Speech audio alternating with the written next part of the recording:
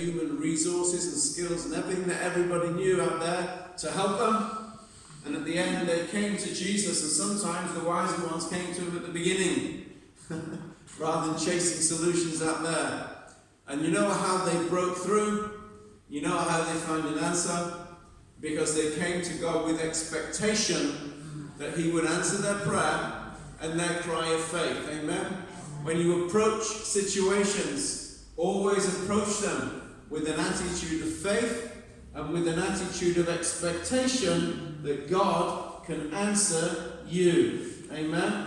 This is sometimes an area where a lot of Christians struggle until they really grow into some kind of spiritual maturity in their life, and they realize that God answering prayer and God meeting need and so on is not simply for people out there or great men and women of God that you can read about in books. It's for you too. Amen? This woman here that had the issue of blood, she was just, in fact, we don't even know her name. And that sums up the fact that she was probably a nobody out there, just an ordinary person, but she had a problem in her life that she couldn't solve. And if she didn't solve it, then one day it would probably lead to an early death. We know the story.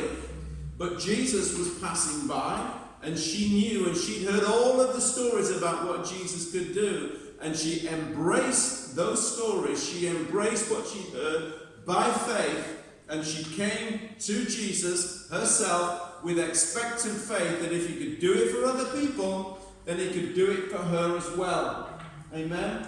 So don't ever think it's for somebody else. You start crying out to God for where you are. You start crying out in the situations where you are, and you start expecting him that he can answer your prayers and meet your need where you are. Amen? Amen?